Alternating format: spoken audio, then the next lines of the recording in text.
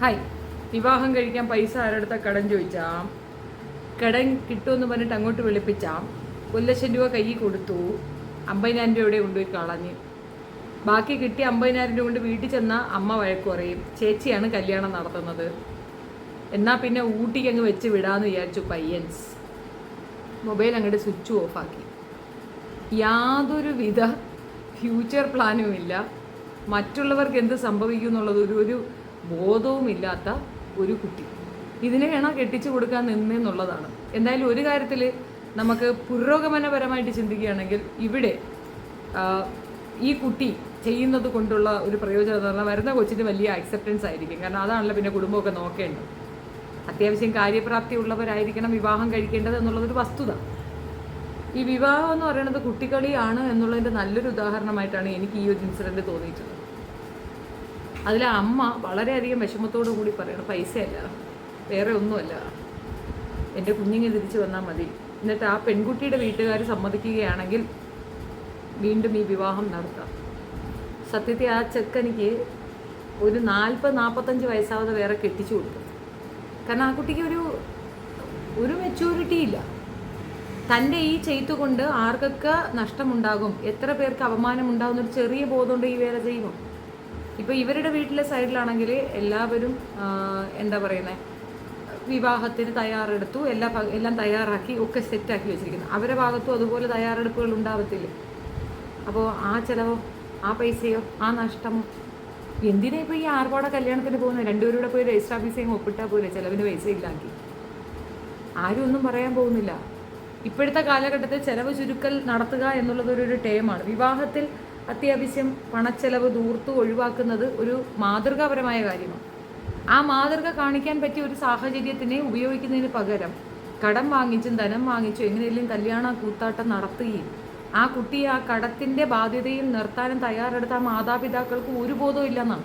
പണ്ട് കാലഘട്ടങ്ങളിൽ ഇങ്ങനെ കുറേ പേരുണ്ടായിരുന്നു, മകൻ കള്ളുകുടിയനാണ്, പെണ്ണുകുടിയനാണ്, ഇന്ന് അവനെ ഒന്ന് കെട്ടിച്ചേക്കാം, അതോടെ അവൻ രക്ഷപ്പെടുമെന്ന്. അതോടെ ആ പെൺകൊച്ചങ്ങ് അനുഭവിക്കാൻ തുടങ്ങുകയാണ്. ഒരു പെൺകുട്ടിയുടെ ജീവിതം കൊണ്ടുവന്ന് അങ്ങ് പടുവാണത്തിലേക്ക് ഇട്ട് കൊടുക്കുകയാണ്. ജോലിക്ക് പോകാത്ത മകനെ ജോലിക്ക് വിടാനുള്ള ആകെ ആയുധം അവനെ കൊണ്ട് പെണ്ണ് കെട്ടിക്കാന്നാണ്.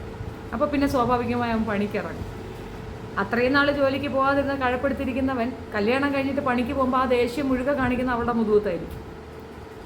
ആ പെൺകുട്ടിയുടെ ലൈഫ് രക്ഷപ്പെട്ടു എന്നുള്ളതാണ് ഇതിൻ്റെ സൂചന. പ്രേമമാണെന്ന് പറയുന്നുണ്ട്. നീ എന്ത് തന്നെ ആയിരുന്നാലും ഇത്ര ബോധമില്ലാത്ത ഈ വാഴത്തോട്ടത്തിൻ്റെ കൂടെ ജീവിക്കുന്നതിലും ഭേദം ആ പെൺകൊച്ച് എസ്കേപ്പായി ഓടി രക്ഷപ്പെടുന്നതാണ് നല്ലതെന്നാണ് എനിക്ക് മനസ്സിലായത്. പാമ്പറിങ് കിഡ്സിന് വരുന്ന ഒരു സ്വാഭാവിക രീതിയാണിത്.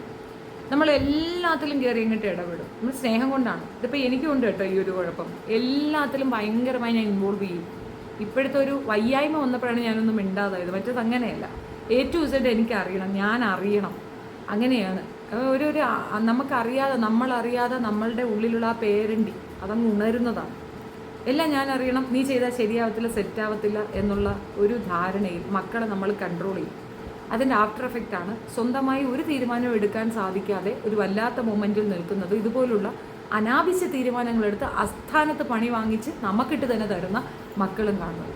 ഈ ഒരു വിഷയത്തിൽ ആ അമ്മ അട്ടർ ഫ്ലോപ്പാണ്. എന്ത് ചെയ്യുമെന്ന് അറിയത്തില്ല. ഇപ്പോഴും അമ്മ സംസാരിക്കുന്ന അവർക്ക് താല്പര്യമാണെങ്കിൽ മോനെ കൊണ്ട് ഞാൻ കെട്ടി. മോന് കല്യാണപ്രായം ആയിട്ടില്ല എന്നുള്ളതാണ് വസ്തുത. നാട്ടുകാർക്ക് ഭയങ്കര ക്വസ്റ്റ്യനിങ് ആണ്, പിന്നെ കെട്ടിക്കുന്നില്ല. നമുക്കറിഞ്ഞൂടെ മെച്ചൂർഡ് ആയിട്ടില്ല. മെച്യൂരിറ്റി ഇല്ലാതെ ഒരു വിവാഹ ബന്ധത്തിലേക്ക് എടുത്തു ചാട്ടി കൊടുക്കരുത്. അത് രണ്ടുപേർ തമ്മിലുള്ളൊരു ബന്ധം എന്നതിനപ്പുറം ഇതൊരു തുടക്കം കൂടെയാണ്. മറ്റൊരു പാർട്ട്ണറായിട്ട് വരുന്ന ആ കുട്ടിയുടെ ലൈഫ് കൂടെ ഇതിനകത്ത് ഇൻവോൾവഡ് ആണ്. ആ കുട്ടിയുടെ ജീവിതം കോഞ്ഞാട്ടയാകും എന്നുള്ളതിന് തർക്കമേ വേണ്ട. പല വിവാഹ ബന്ധങ്ങളും മുളയിലേ നുള്ളപ്പെടുന്നതിൻ്റെ റീസൺ ഇതാണ്.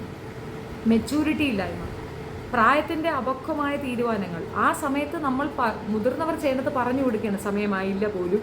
ഇനി അഥവാ ഇങ്ങനെ ഒരു ഹറിബറി ഉണ്ടെങ്കിൽ മറ്റുള്ളവരെ ഉപദ്രവിക്കാതെ ഒരു വിവാഹം നടത്തുന്നതിന് ഇപ്പോൾ ഇത്ര എന്തിനാണ്? ചിലരുടെയൊക്കെ പോസ്റ്റുകൾ കാണാം, എൻ്റെ മകനെ നിക്കാഹ് കഴിക്കാൻ വേണ്ടിയിട്ട് മഹർ കൊടുക്കാൻ പൈസ വേണോ? അയ്യോ, നീ മഹർ കൊടുക്കാൻ ഞങ്ങൾ പൈസ ഇട്ട് നിനക്ക് തരണോ? കടം വാങ്ങി കല്യാണം കഴിക്കേണ്ട കാര്യമുണ്ടോ? ആ മംഗളാഘോഷം രണ്ടുപേർ തമ്മിലുള്ള ഒരു അമ്പലത്തിൽ പോയി മാല ഇട്ടാൽ തീരാവുന്ന പ്രശ്നമേ. മാലയ്ക്ക് എത്ര രൂപയാകും? ഒരു വായി ചോറ് എല്ലാവർക്കും കൊടുക്കണമെന്നുണ്ട്. അതൊരു വലിയ ചടങ്ങാണോ? വീട്ടിൽ തന്നെ അങ്ങനെ ഒരു ഫംഗ്ഷൻ വെച്ചാൽ ഞങ്ങൾക്ക് ഇപ്പോൾ അത്ര ബുദ്ധിമുട്ടേ ഉള്ളൂ. എന്താണ് ഈ പറയാനുള്ള മടിയെന്ന് മനസ്സിലാകുന്നില്ല. നമുക്ക് സാമ്പത്തിക ബുദ്ധിമുട്ടുണ്ട്, അതിനിപ്പോൾ എന്താ? അതില്ലാത്ത മനുഷ്യരുണ്ടോ? എന്തിനാ ഈ ഒളിച്ചു വെക്കുന്നത്? ആളുകളെ കാണിക്കാൻ വേണ്ടിയിട്ടുള്ള ഈ നാടകം, പേക്കൂത്ത്, ഇതൊക്കെ ഭയങ്കരമായിട്ട് ഏതിലേക്ക് കൊണ്ടെത്തിക്കുമെന്ന് നോക്കുക. ഇനി ഒരു വശം പറയുന്നത് മകൻ താലിമാല വാങ്ങിക്കാൻ വേണ്ടിയിട്ടാണ് പിന്നെ ഈ പൈസയ്ക്ക് പോയെന്നാണ് പറയുന്നത്. ശരിയാണ്, സ്വർണത്തിനൊക്കെ ഇപ്പോൾ വില കൂടുതലാണ്. മഞ്ഞ ചരടൊരെണ്ണം കെട്ടിയാലും മതി.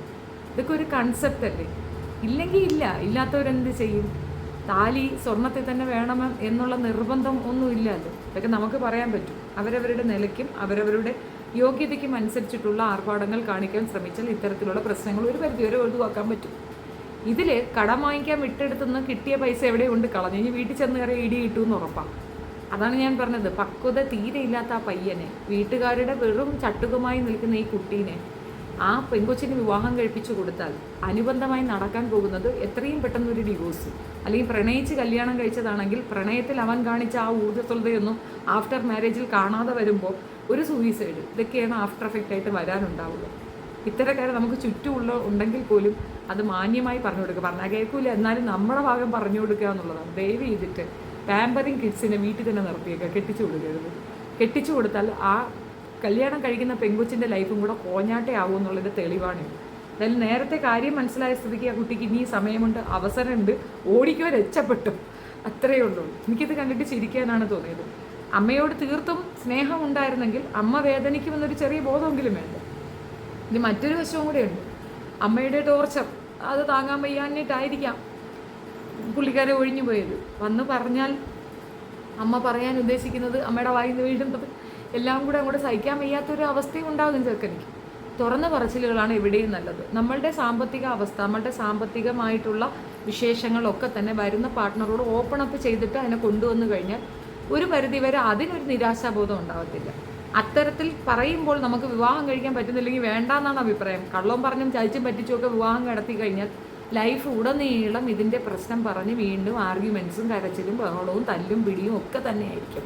ഇതുണ്ടാകാതിരിക്കാൻ നല്ല വഴിയാണ്. ഇത് കണ്ടപ്പോൾ എനിക്ക് തോന്നിയൊരു കാര്യം, സത്യത്തിൽ തീരെ മെച്യൂരിറ്റി ഇല്ലാത്ത ഒരമ്മയ്ക്ക് അതിനേക്കാൾ മെച്യൂരിറ്റി കുറഞ്ഞ ഒരു മകന് ഒരു നല്ല കുട്ടീനെ കെട്ടിക്കൊടുക്കാൻ നോക്കും. ഇവൻ്റെ ഈ മെച്യൂരിറ്റി ഇല്ലായ്മ ആ കുട്ടിക്ക് അറിയില്ലേ എന്നൊന്നും എനിക്കറിയത്തില്ല.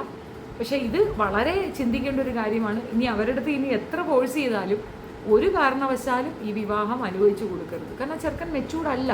അത് ഭാവിയിൽ ഒരുപാട് പ്രോബ്ലംസ് ക്രിയേറ്റ് ചെയ്യും. നാളെ അവൻ വൈഫ് പ്രഗ്നൻ്റായി, അതിൻ്റെ ചിലപ്പോൾ ഒരു സിസേറിയനാണ് പറയണതെന്ന് വെക്കുക, അത് എക്സ്പെൻസാണ്. അപ്പോൾ ആ പൈസ കണ്ടെത്താൻ സാധിക്കാതെ വരുമ്പോൾ ഇട്ടിട്ട് ഇറങ്ങിയോ ഇതുപോലെ ഓടിപ്പോയി ഊട്ടി പോയി താമസിച്ചേ പെങ്കൊച്ചെന്തോ നീ ശരിക്കും ആലോചിക്കേണ്ട കാര്യമോ? അമ്മ അത് പറയും. കാരണം അമ്മമാരങ്ങനെയാണല്ലോ, മക്കളുടെ തെറ്റുകൾ മറയ്ക്കാനും അത് ഒളിച്ചു വയ്ക്കാനും ഒക്കെ ഏറ്റവും കൂടുതൽ വ്യഗ്രത കാണിക്കുന്നത് അമ്മമാരാണ്. അതുകൊണ്ട് തന്നെ മക്കൾ പല തെറ്റുകളിലേക്ക് നടന്നു നീങ്ങാറുമുണ്ട്. കാണാതെ പോകുന്നതെന്നൊരു കാര്യമല്ല, പക്ഷെ അന്വേഷിക്കുമെന്നും വീട്ടിലുള്ളവർ ഭയപ്പെടുമെന്നും ഇങ്ങനെ അറ്റ്മോസ്ഫിയർ ആ പെൺകുട്ടിക്കുണ്ടാകുന്ന നാണക്കേട് ഇതൊന്നും ചിന്തിക്കാത്ത, തൻ്റെ ഭാഗം മാത്രം സേഫാക്കാൻ വേണ്ടി മൊബൈൽ സ്വിച്ച് ഓഫ് ആക്കി ഊട്ടിയിൽ പോയി കിടന്ന ആ ചെറുക്കനിക്ക് ഒരു കാരണവശാലും ലൈഫ് ലോങ് വിവാഹമേ പാടില്ലെന്നാണ് എൻ്റെ ഒരു അഭിപ്രായം. വിവാഹം അതൊരു രണ്ടുപേർ തമ്മിലുള്ള കോൺട്രാക്റ്റാണ്, ഒരു ഈക്വൽ പാർട്ട്നേഴ്സാണ്, ഈക്വൽ റെസ്പോൺസിബിലിറ്റി അതിനകത്തുണ്ട്. അത് ഉത്തരവാദിത്തപൂർവ്വമായി ചെയ്തു തീർക്കാൻ പറ്റാത്തവർ അത്തരം കാര്യങ്ങളിലേക്ക് എടുത്തു ചാടി ബാക്കിയുള്ളവരുടെ സ്വസ്ഥത കൂടെ നശിപ്പിക്കരുതെന്നുള്ളത് എൻ്റെ ഭാഗം. നിങ്ങളുടെ അഭിപ്രായം കമൻറ്റിൽ രേഖപ്പെടുത്തുക. ആൻഡ് വീഡിയോ ഇഷ്ടപ്പെടുകയാണെങ്കിൽ ലൈക്ക്, ഷെയർ ആൻഡ് സബ്സ്ക്രൈബ്. കൂടുതൽ അപ്ഡേഷൻ വേണമെങ്കിൽ ബെൽ ബട്ടൺ കൂടെ. Thank you.